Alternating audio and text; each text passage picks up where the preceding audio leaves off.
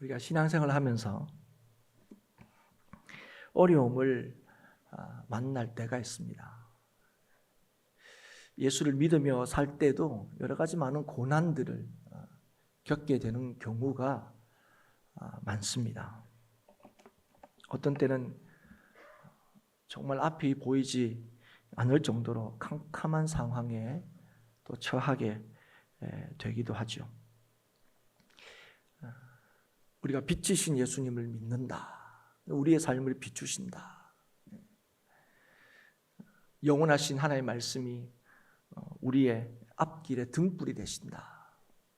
우리가 그렇게 믿고 있고 또 하나님께서 우리를 구원하시고 영원토록 책임지신다 하는 사실을 믿으면서도 그런 어려움과 고난의 상황을 만날 때 어떻게 할지 몰라 막막하게 느껴질 때가 있다 하는 것입니다.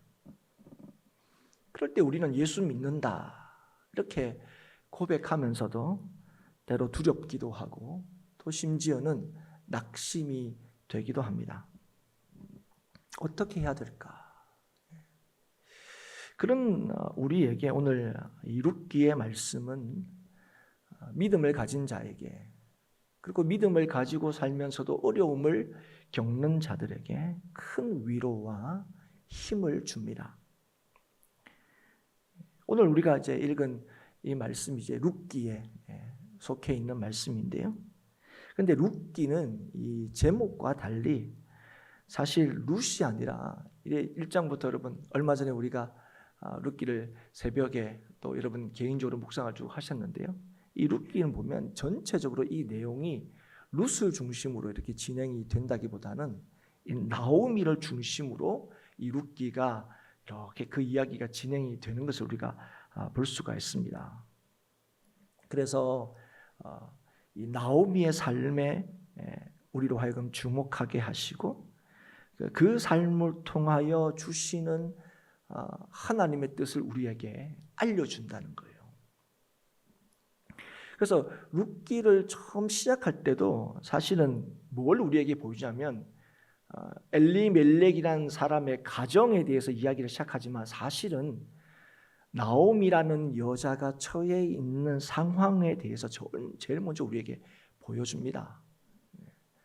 그러니까 나오미라는 사람이 엘리멜렉의 아내가 되는데 우리로 하여금 나오미가 지금 어떤 상황에 있는지를 우리에게 보여주면서 이제 이 룻기를 시작을 하고 있고요. 오늘 우리가 읽은 이제 이 오늘 본문 말씀은요, 이 룻기의 결론 부분이라고 할 수 있습니다. 물론 28절부터 22절까지가 이렇게 있긴 하지만 실질적인 내용은 이 17절로 끝나고 있어요.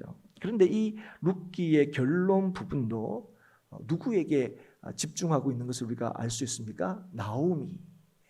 그 나오미의 상황, 그 상황에 집중하도록 하고 있습니다. 나오미는 어떤 사람이었느냐? 남편도 있었고 아들도 둘이 있었던 사람인데 이방 땅에서 남편도 잃고 아내도 잃어버린 그런 과부였다 하는 것을 우리에게 보여주죠. 예전에 우리나라도 그렇죠. 불과 수십 년 전만 하더라도 남편도 없고 또 아이들도 없다. 이런 말만 하더라도 그 인생이 얼마나 참 힘들고 고달프고 아니 그걸 넘어서서 얼마나 비참할까 충분히 이제 짐작이 되고도 남음이 있죠. 우리가 수십 년 전입니다 그랬는데 그럼 이때 수천 년 전에는 어땠을까요? 한마디로 나오미라는 사람이 살고 있었습니다 이렇게 소개하고 있기는 하지만 나오미의 처지를 이렇게 보면 그걸 산다고 할 수 있을까 싶은 삶을 사는 사람이 나오미였다 하는 걸 보여주면서 이 룻기를 시작을 하고 있죠. 그래서 나오미도 지금의 이 자기의 처지를 너무 잘 알아요. 자기가 얼마나 힘들고 어려운 상황에 있는지도 압니다. 자기의 상황이 얼마나 절망적인지도 알아요. 그래서 남편은 죽었는데 누구는 그 곁에 있었습니까? 며느리들은 그 두 며느리들은 그 곁에 있었던 거예요. 근데 자기의 처지라는 게 지금 이 며느리한테 뭔가 조금이라도 뭔가 유익이 되고 도울 만한 처지나 입장이 안 되기 때문에 며느리에게 뭘 얘기합니까? 나 떠나라. 내 떠나는 게 너희들이 살 길이다. 그렇게 이제 권면을 하는 모습을 우리가 1장에서 보게 됩니다. 그러면서 자기에 대해서 이렇게 얘기합니다. 가령 내가 소망이 있다고 말하든지, 이렇게 자기의 처지를 얘기하면서 그런 소망이 있더라도 뭐야? 소망이 없다. 자신의 인생에는 이 소망을 가정한다 할지라도 그 가정조차도 부질없는, 우리가 만약에 이런 말 많이 하잖아요. 근데 그 만약이라는 말을 쓰더라도 자기한테는 어떤 소망도 찾을 수 없는 인생이 지금 나오미가 처한 인생의 상황이었다 하는 것입니다. 그래서 며느리들을 어떻게 부르고 있냐면 딸들아 이렇게 부릅니다. 이것만 하더라도 그 나오미와 며느리들의 관계를 조금 엿볼 수가 있겠죠. 딸들아 이렇게 부르면서 소망 없는 나를 떠나라. 나는 이제 고향에 돌아가지만 너희들은 이 땅 사람이 아니냐. 그래서 오히려 나를 떠나서 고향에 남는 게 너한테 더 좋다. 진짜 이 나오미가 참 이 며느리를 위해서 이제 그렇게 얘기를 하고 있습니다. 이런 모습들을 통해서 우리가 나오미에 대해서 알 수 있는 분명한 한 가지 사실이 있습니다. 그의 삶에서는 지금 어떤 것도 기대하거나 소망할 수 있는 것들이 조금도 없는 것, 그게 나오미의 삶이었다 하는 것이죠. 그러면 나오미는 왜 이런 고난을 당하고 있느냐? 하나님을 믿는데, 하나님의 가정인데 왜 이 어려움을 겪고 있느냐? 우리가 이 성도들이 왜 고난을 받느냐? 이 고난의 이유에 대해서 크게 세 가지 정도의 이해 방식이 있습니다. 그건 우리가 고난받는 이유가 뭐냐? 대략적으로 첫 번째는 내가 잘못해서 그렇다. 내가 죄를 지었을 때 내가 고난받는다. 그렇게 생각합니다. 또 하나는 하나님께서 나를 돌이키시기 위해서, 잘못한 나를, 하나님과 거리가 멀어져 있는 나를 하나님께서 돌이키시기 위해서 나한테 고난을 주신다. 그렇게 고난의 이유에 대해서 그렇게 이해를 하고, 또 하나 고난에 대해서 어떻게 이해하냐면 나를 더 온전하게 하기 위해서, 그걸 우리가 어떻게 합니까? 연단하기 위해서, 우리의 삶을 더 견고하게 하시기 위해서 우리에게 고난을 주신다. 그렇게 우리가 고난에 대해서 이해를 합니다. 여러분 뭐 이렇게 조목조목 고난의 이해에 대해서, 이해 방식에 대해서 얘기는 하지 못할지라도 들어보면 그렇습니다. 우리가 그렇게 고난을 이해하고 있죠. 뭐 설교를 들어서도 알고 있고 오랜 신앙생활을 통해서 하나님께서 우리에게 고난을 주시는 이유에 대해서 이렇게 한 세 가지 정도로 정리할 수 있다. 여러분 다 동의를 하실 겁니다. 그런데 막상 내가 뭐 누군가가 말고 내가 어떤 고난과 어려움을 이렇게 당하게 되면요, 우리는 이런 이 세 가지의 고난의 이유에 대해서 이해하는 방식에 대해서 알고 있다 할지라도 내가 지금 이 겪는 고난의 이유에 대해서는 이거다, 딱 이렇게 정확하게 말할 수 있는 경우가 흔하지 않습니다. 내가 죄를 지어서 그런가? 아니면 내가 좀 요즘 약간 신앙생활이 조금 뜸한데 하나님이 나를 좀 하나님께서 돌이키시려고 좀 그런가? 아니면 하나님이 나를 더 온전하게 쓰시기 위해서 나를 잘 준비시키고 연단하기 위해서 그런가? 뭐 이런 생각을 해보지만 딱히 이거다 이렇게 무릎을 칠 만큼 확실한 어떤 고난의 이유에 대해서 딱 이렇게 깨달아질 때가 사실 흔하지 않다는 거예요. 사실 거의 없다는 게 맞습니다. 지금의 내가 다른 고난의 이유 모를 때가 많다는 거예요. 그러니까 어떤 때 내 고난이 너무 힘들고 또 어려움이 너무 지속이 되면요, 이게 나중에 좀 그렇습니다. 이거를 뭐 어떤 식으로 이걸 이해해야 되고 어떤 식으로 이 고난을 설명할 수 있을지, 이 고난 이유를 더 헷갈리고 더 모를 때가 많습니다. 뭐 처음에는 그럴 수도 있어요. 내가 요즘에 조금 신앙생활이 그런데 하나님께서 나를 하나님 좀 더 똑바로 보라고 하시는 것 같다 해서 나름대로 좀 느슨했던 기도 생활도 좀 고삐를 당기고 또 예배 생활에 대해서도 좀 다시 한번 생각하고 막 그렇게 했는데도 이 고난이 이렇게 뭔가 좀 해결이 될 기미가 안 보이고 좀 고난이 계속 이렇게 지속이 되는 것처럼 보이면 그거 아닌가? 내가 뭘 잘못해서 그런가? 이제 이렇게 저렇게 이제 헷갈리기 시작하죠. 제가 얘기하고 싶은 건 이겁니다. 내가 어려움을 당하면 이건 분명히 이런 거야 딱 이렇게 말할 수가 없다는 거예요. 나에 대해서는. 지금 이 나오미도 마찬가지입니다. 나오미도 지금 내가 왜 이런 고난을 당하는지에 대해서 명확한 이해가 없습니다. 그 원인이랄까요? 이유에 대해서 말할 수가 없는 거예요. 여러분, 이건 우리가 고난을 받을 때 대부분 그렇습니다. 그런데 여러분, 우리가 겪는 모든 고난에 대해서 성도가 동일하게 말할 수 있는 것은 있습니다. 이게 뭐 때문에 그럴까? 이거 모르겠어 도무지. 이렇게 이제 고난의 원인과 이유에 대해서는 이렇게 막 헷갈릴 수는 있지만 모르겠다 이렇게 말할 수밖에 없는 상황은 우리한테 있겠지만 그러나 성도가 고난에 대해서 동일하게 말할 수 있는 한 가지가 있습니다. 그게 뭐냐면 고난이 하나님으로부터 온다는 거예요. 그러니까 이 고난에 대해서 하나님의 주권이나 섭리 밖에서 나한테 찾아오는 게 아니라는 거예요. 그래서 최소한 이거 도대체 이해하지 못한다 그러더라도 우리가 참 인정하지 않을 수 없는 건 뭐냐면 하나님이 이 사실을 모르신다. 내가 고난받는 것, 하나님의 자녀인 내가 고난받는 것 하나님이 모르셔. 하나님 좀 제가 이 고난받고 있어요. 좀 알아주세요. 이럴 필요는 없다는 거예요. 최소한 뭐예요? 하나님께서 이 고난을 나에게 허락하셨다. 우리가 적극적으로 하나님 나한테 고난 주셨다 이렇게까지는 하나님 그렇게 생각하지 안 하고 싶을 수도 있지만 분명 뭐야? 그렇다 할지라도 이 고난에 대해서 하나님이 모르시지 않고 100번 양보하더라도 하나님이 이 고난을 나에게 있도록 허락하셨다는 거예요. 그 욥이 생각나죠, 여러분. 욥이. 그래서 욥은 누구보다도 의인이었는데 그 과정들을 욥이 고난받는 과정을 보면 그렇습니다. 하나님이 허락하셔야 어떤 고난이든 그 성도들에게 있게 되는 거예요. 그러니까 최소한 우리가 이렇게 이해할 수 있는 거죠. 이 노아미도 마찬가지입니다.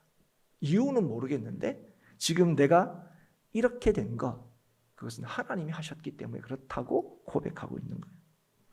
그래서 1장 13절에 보면 이렇게 얘기합니다. 하나님의 손이 나를 치셨다. 그리고 21절에 이렇게 고백하죠. 여호와께서 나를 징벌하셨고 전능자가 나를 괴롭게 하셨다. 그런데 여러분 이렇게 고백하는 나오미가 그래서 하나님을 떠나고 있습니까? 여러분 그렇지 않습니다. 이 나오미가 베들레헴 고향으로 돌아가려고 결정을 합니다. 왜 그렇습니까? 그가 하나님을 여전히 믿었기 때문에 그렇습니다. 여전히 하나님만이 내 삶을 책임지시고 지키심을 믿었기 때문에 그렇습니다. 그래서 여러분 오늘 그 며느리에 대해서 아까 나를 떠나라 이렇게 얘기할 때도 이런 참 말할 수 없는 어려움 가운데서도 자신은 며느리에 대해서 아무것도 해줄 수 없어요. 해줄 수 있는 거란 거는 나를 떠나서 너희들이 살 길을 찾아라. 나와 함께 있으면 너희들 더 힘들다. 나와 함께 베들레헴으로 돌아가는 건 너희들한테 굉장히 힘들다. 그렇게 얘기하는 거예요. 그러면서 1장 8절을 보면 그러나 자신을 위했던 며느리, 그 며느리를 위해서 하나님께서 선대해 주실 것을 기도합니다.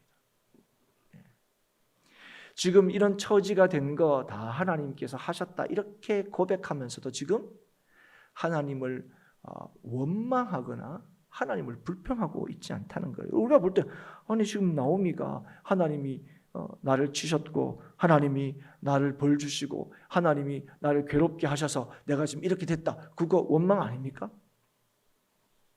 그런데 전능자가 나를 심히 괴롭게 하셨다 하는 말은 하나님에 대한 불신의 표현이 아닙니다. 이 말은 하나님만이 이 괴로움을 해결할 수 있는 믿음의 고백인 거예요. 여러분, 코로나가 이 하나님께서 우리에게 허락하신 거다, 이렇게 우리가 고백하고 이 코로나의 상황을 하나님의 섭리와 주권 안에서 이해하고자 한다면 이 코로나는 하나님께서 주신 것이야, 이렇게 할 때 그게 하나님을 원망하고 하나님 왜 어쩌자고 이런 걸 주셨습니까? 어쩌자고 이렇게 하셨습니까? 라는 원망이 아니라, 여러분, 거기는 어떤 고백이 있는 거죠? 하나님만이 이 코로나의 상황을 해결하실 수 있습니다 하는 고백이라는 거죠. 그래서 여러분, 나오미가 떠나라 하는데 이 룻이라는 며느리는 끝내 자기 땅에 남지 않고 이제 같이 시어머니와 같이 이제 돌아오죠. 그럴 때 이제 베들레헴 사람들이 나오미가 돌아오자, 나오미를 이미 잘 알고 있었으니까, 고향으로 돌아왔으니까 나오미가 돌아왔다 이렇게 얘기합니다.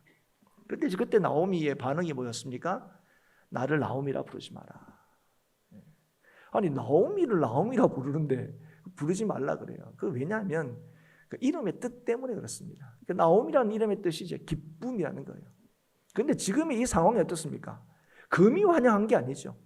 다 잃어버리고 빈손으로 텅 비어서 돌아왔어요. 그런데 그래서 나오미 이런 얘기도 참 힘든 거예요. 그래서 기쁨이다 그렇게 부르지 말고 말하라 부르라, 괴로움이라 부르라, 이렇게 얘기하는 거예요. 네. 여러분, 이유가 뭡니까? 밝히고 있죠. 하나님께서 자신을 비어서 돌아오게 하셨고 나를 징벌하셨고 나를 괴롭게 하셨기 때문이다. 내가 그래서 난 텅 비어서 이런 모습으로 고향에 돌아올 수밖에 없다 하는 거예요. 그러니까 지금 자신을 기쁨이다 뭐 이렇게 부르지도 말라고, 내 이름을 그렇게 부르지도 말라는 거예요. 그러나 여러분, 이건 지금 그저 내 상황에 대해서, 자기의 처지에 대해서 한탄하고, 하나님이 이렇게 나를 하셨어, 하나님이 너무 원망스러워, 하나님을 탓하고 있는 것이 아니라, 이 말이 뭐냐면 하나님만이 나를 다시금 나오미라 부를 수 있게 하실 수 있다는 고백인 거예요. 이게 너희들 나를 나오미라 부르지 마라. 지금 뭡니까? 자기 처지는 나오미라 부를 수 있는 처지가 아니라는 거예요. 근데 이 고백은 하나님만이 그러나 나를 기쁘시게 할 수 있다. 하나님은 나를 채울 수 있는 분이시다 하는 고백인 거예요. 사랑하는 여러분, 우리가 예수를 믿으며 살아가는 동안에 어떠한 경우에도 이 예수님을 믿는 믿음을 떠나서는 안 됩니다.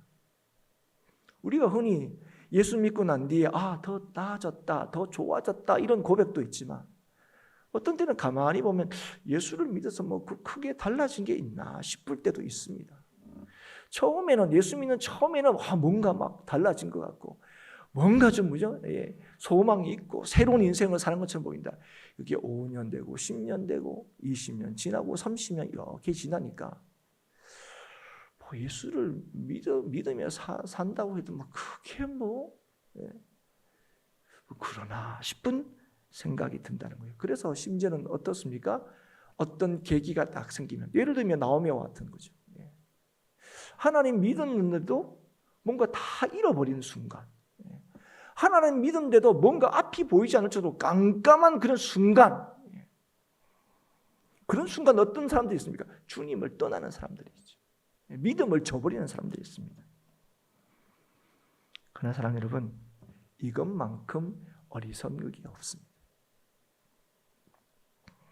여러분, 우리가 우리의 이 고난과 우리의 삶에 대해서 다 이해할 수 없다 할지라도 우리는 하나님의 손길을 의지하고 믿으며 살아야 합니다. 여러분, 이게 믿음이에요. 우리가 생각할 때는 예수 믿어서 어떤 소용이 있을까? 그럴 때 하나님께서 우리에게 하신 말씀이 뭡니까? 우리에게 주신 믿음이 뭡니까? 우리의 삶을 온전히 책임질 수 있는 분은 하나님밖에 없다는 거예요. 그런데 여러분, 그걸 왜 의심합니까? 내 생각으로 볼 때는, 내 기준으로 볼 때는 이거 하나님이 나를 책임지는 방식일 수 없다고 생각하기 때문에 그래요. 하나님이 살아계시면 어떻게 나한테 이런 어려움이 있을 수 있겠나 싶은 내 생각으로 그 크신 하나님의 일하심과 역사하심을 가늠하기 때문에 우리는 그럴 때 어떻게 합니까? 하나님을 떠나게 되는 거예요. 그러나 어떤 순간에도 하나님만이 나를 온전히 책임질 수 있다고 믿으며 사는 것, 그게 뭐라고요? 그게 믿음입니다. 그게 하나님께서 우리에게 주신 믿음이에요. 그리고 그 하나님을 믿으며 사는 것이 가장 확실하고 소망 있는 삶입니다. 하나님 믿어봐야 뭐 별 소용이 없네 라고 생각하는 것이야말로 정말로 소망 없는 삶인 것입니다. 텅 비어 아무것도 없게 하시는 분이 하나님이시라면, 야, 하나님 때문이래요. 우리가 어떤 때는 설마 이렇게까지 원망한다 할지라도 하나님을 향하여 손을 들고, 하나님, 이 믿는 사람들, 믿는 백성들이 어떻게 이럴 수 있습니까? 왜 이렇게 어려움을 당할 수밖에 없습니까? 외쳤던 하박국처럼, 그게 여러분 하나님에 대한 원망과 불평이 아니라 하나님, 그 절망의 상황에서도 하나님을 찾고 구하는 인생. 우리를 텅 비게 하시는 분이 하나님이시라면, 하나님 어쩌자고 저한테 이러십니까? 이렇게 여러분 확실히 믿는다면 우리의 삶을 채우시는 분도 오직 하나님밖에 없다는 사실을 잊으면 안 되는 겁니다. 그러니까 나오미가 자신의 삶에 대해서 보이는 태도들, 고백들, 그건 바로 이런 의미입니다. 하나님밖에 없습니다. 하나님밖에 없습니다. 그런 나오미를, 텅 빈 나오미를 하나님께서는 며느리 룻과 보아스를 통해서 채우시는 거죠. 룻은 소망 없는 시어머니를 따라서 베들레헴까지 오게 됩니다. 그리고 보아스는 전혀 이득이 없어 보이는 기업 물을 자의 책임을 다하죠. 여러분, 그들의 모습은 분명 상식적이지 않습니다. 그런데 여러분, 이들이 그렇게 할 수 있었던 이유가 뭐냐는 거예요. 조금 더 이익이 없어 보이는데, 조금 더 어떤 시어머니를 따라가서는 뭔가 좀, 그죠? 나한테 뭔가 좀 앞으로 무슨 기대할 거나 소망이 전혀 없음에도 불구하고 왜 나오미를 따라서 이스라엘 땅으로 왔냐는 거예요. 보아스도 마찬가지입니다. 친척으로서, 기업 물을 자의 책임이 있는 사람으로서, 그 엘리멜렉의 가문의, 그죠? 땅과 또 그 자손을 이어주는 책임을, 그걸 감당할 때 뻔히 손해가 이렇게 보임에도 불구하고 왜 그렇게 했냐는 거예요. 그건 하나님의 인애 때문입니다. 하나님의 사랑을 신뢰했기 때문이었습니다.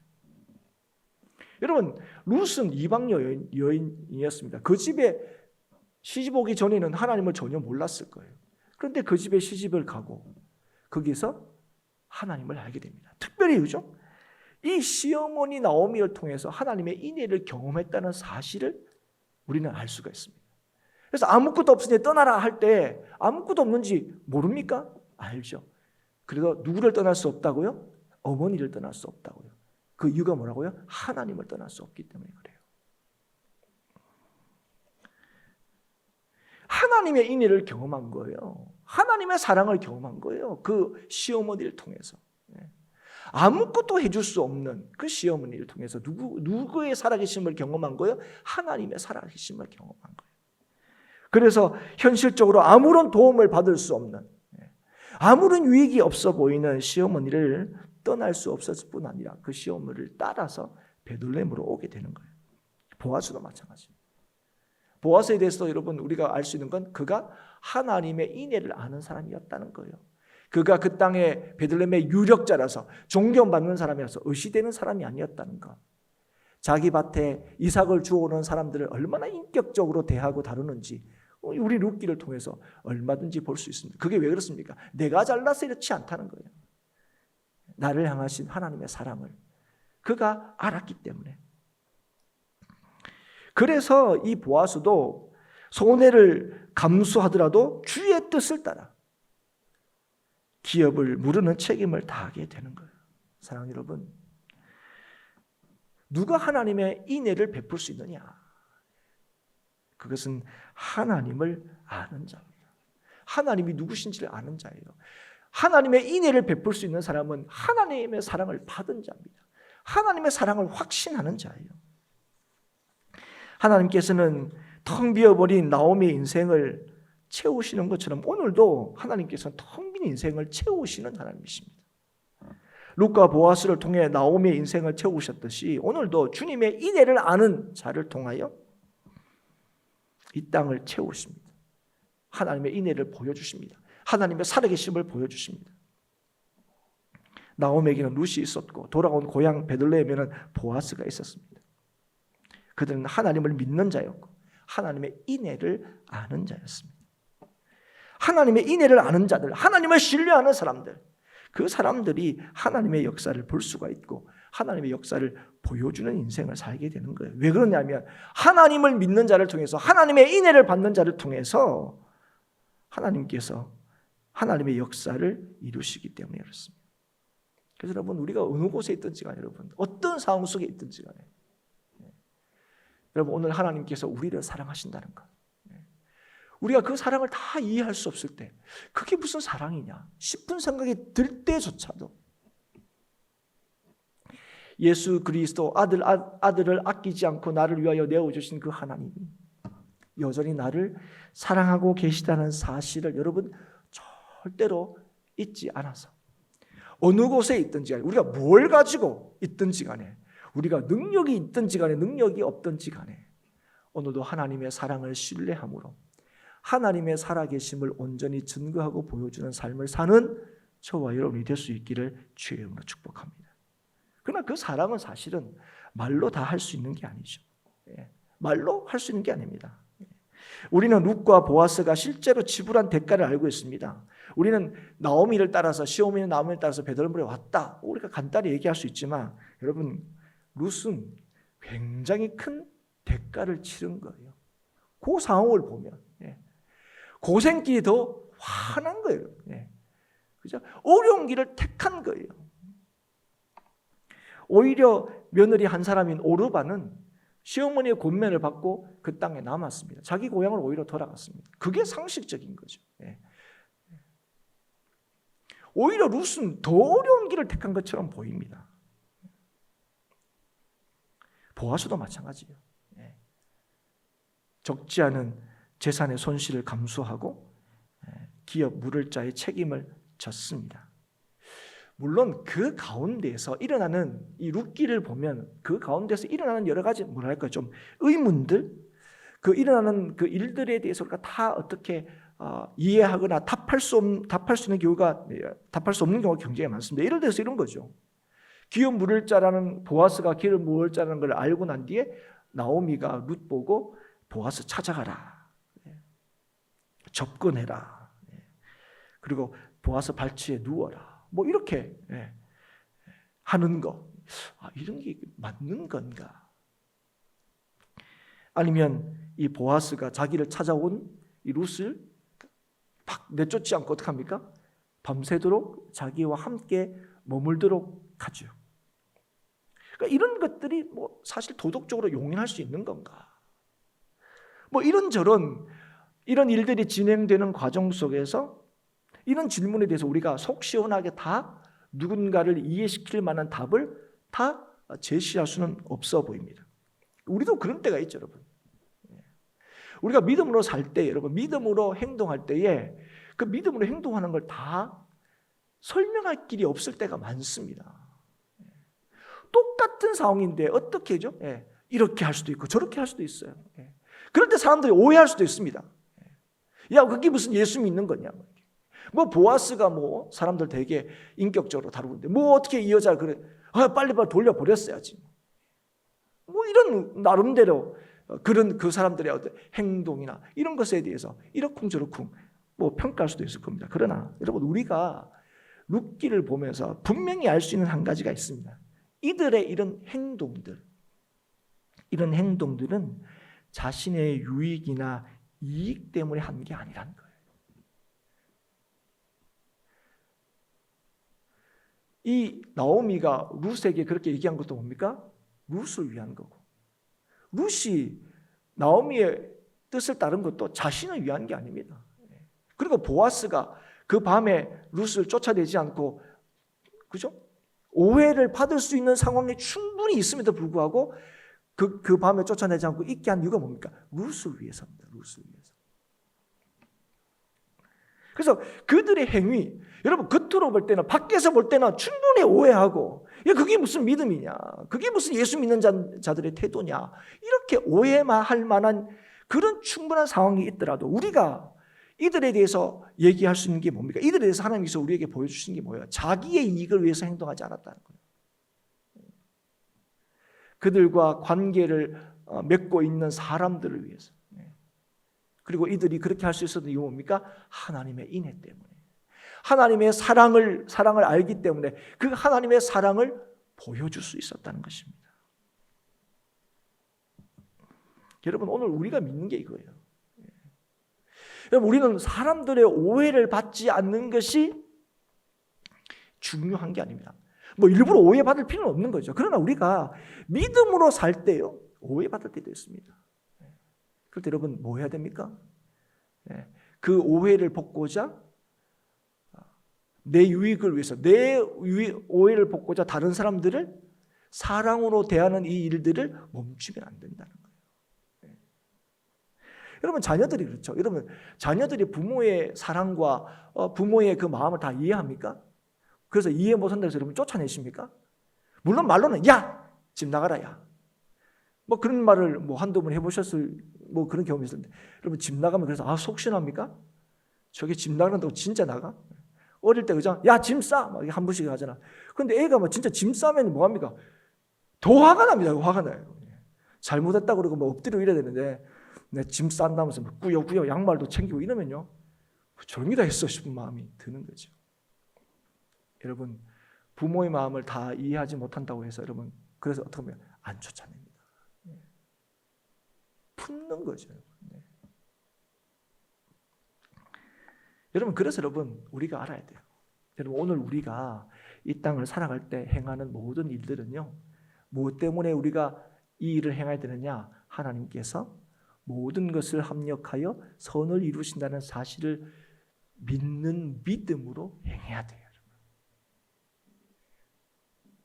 내가 무슨 잘못을 해도, 내가 어떤 잘못된 결정을 하더라도 하나님이 다 알아서 하나님의 선하신 뜻을 이루실 거야가 아니라, 하나님이 모든 것을 합력하여 선을 이루시는 하나님이심을 내가 믿기 때문에 오늘 내가 뭐 하는 거예요? 하나님의 그 뜻을 따라서 선택하고 결정하고 살아가는 거예요. 때로 사람들한테 오해받더라도. 그러나 그게 하나님의 뜻하심이 너무 분명하다면, 그게 하나님의 사랑을 받은 자들이 마땅히 해야 될 일이라면, 때로는 오해받을지 할지라도 뭐 하는 거예요? 하나님이 합력하여 선을 이루실 거야. 자식들 키우면서 나를 다 이해하지 못할지라도 근데 어떻게 합니까?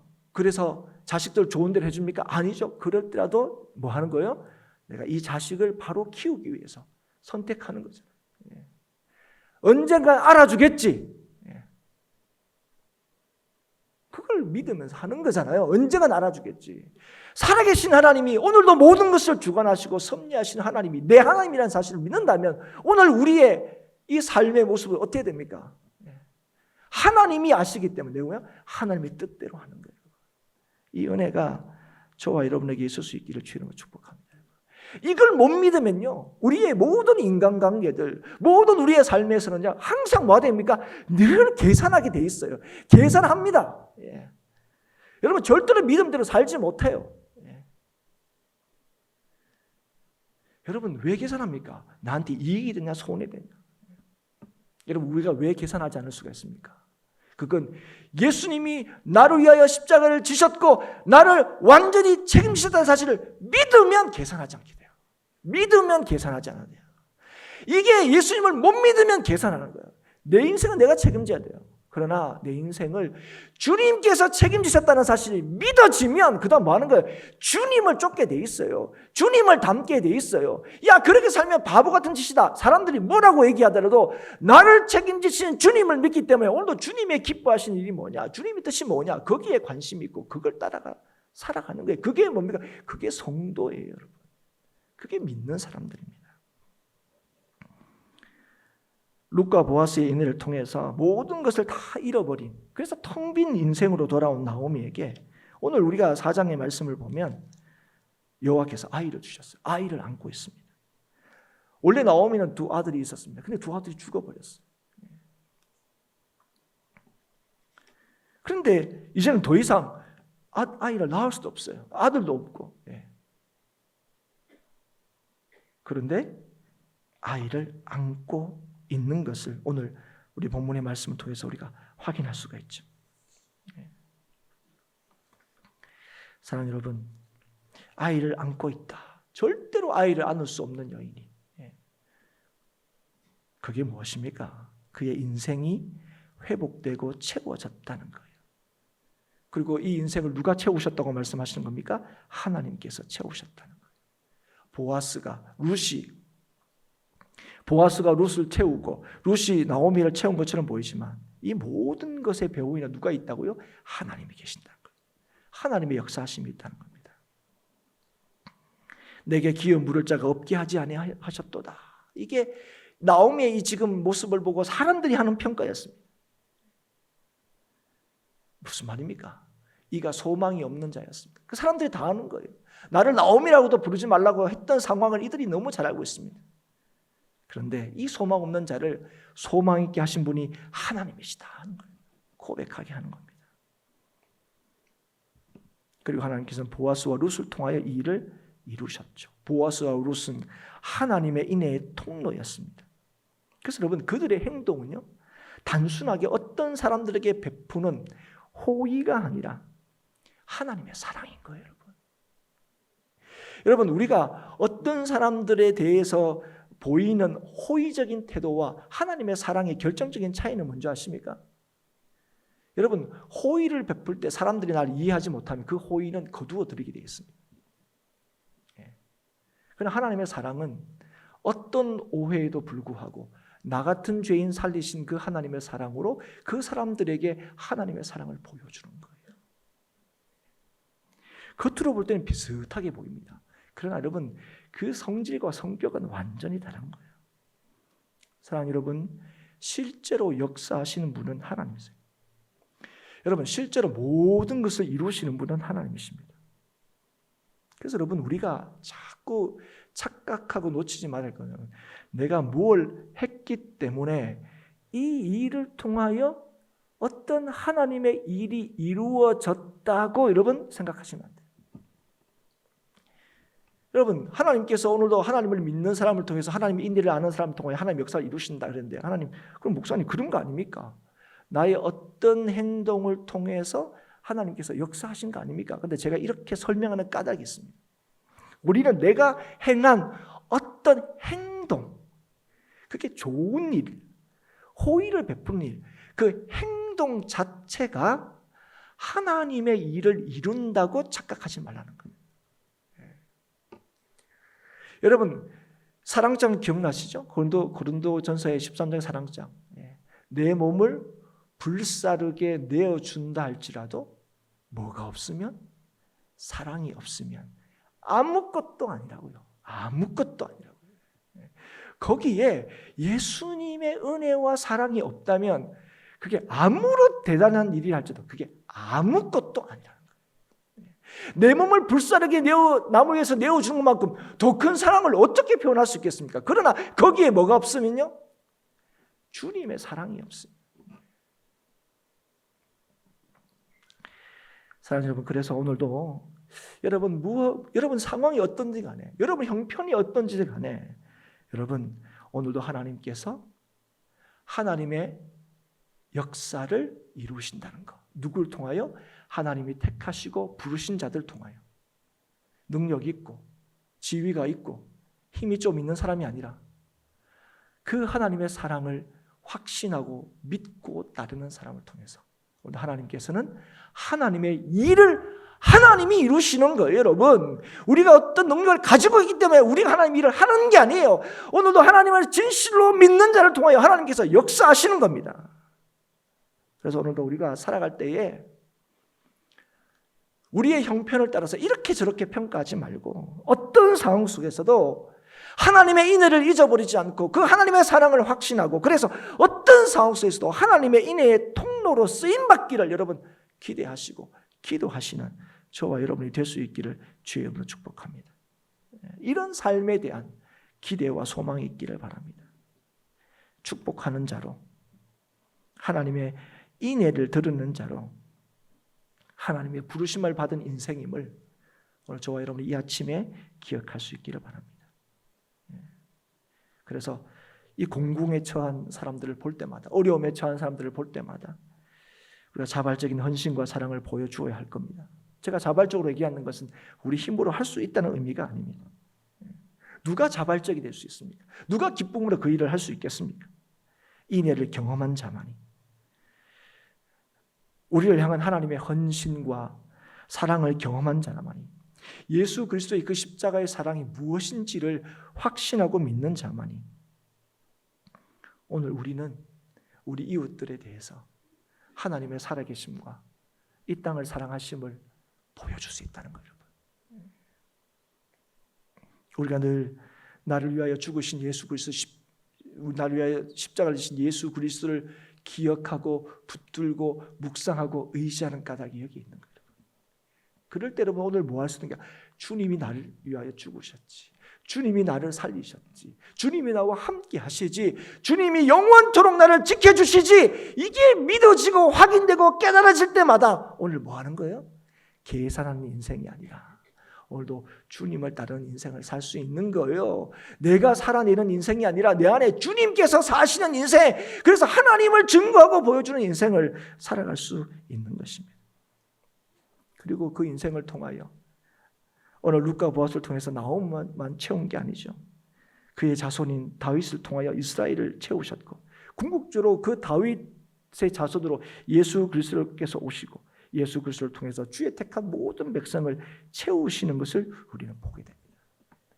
여러분 오늘 처음에 나홈이란 한 사람을 소개할 때에 그리고 그를 따라 베들레헴에 온 룻의 그 여인의 그 형편과 상황들을 볼 때 이들이 도대체 뭘 할 수 있을까? 자기 인생 하나 건사할 수 없는 지극히 연약하고 약한 인생처럼 보였는데 하나님께서 베푸신 그 사랑을 기억하고 그 인의를 따라서 산 그 인생들이 무엇으로 기억되고 있습니까?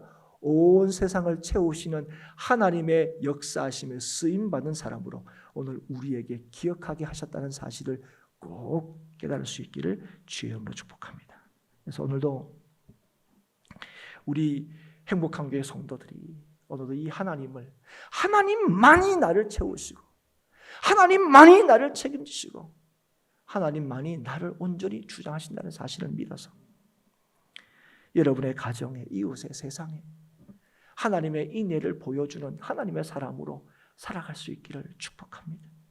진실로 하나님께서 우리의 인생을 채우실 뿐 아니라 우리의 인생을 통하여 세상을 채우시는 하나님이심을 날마다 맛볼 수 있기를 주의 이름으로 축복합니다. 우리 행복한 교회 모든 성도들 다시 한번 주의 이름으로 축원합니다. 사랑하는 여러분, 어떤 형편에 계십니까? 어떤 상황에 계십니까? 어떤 능력을 가지고 계십니까? 어떤 상황에 있든 어떤 능력을 가지고 있든지 간에 오늘도 하나님께서 여러분을 사랑하신다는 사실, 하나님께서 오늘도 여러분을 온전히 책임진다는 사실을 믿어서 오늘 여러분이 있는 삶의 자리에서 하나님의 사랑을 보여주는 자로, 하나님의 역사하심을 증거하는 자로 살아가는 우리 모든 행복한 교회 성도들이 될 수 있기를 주의 이름으로 축복합니다.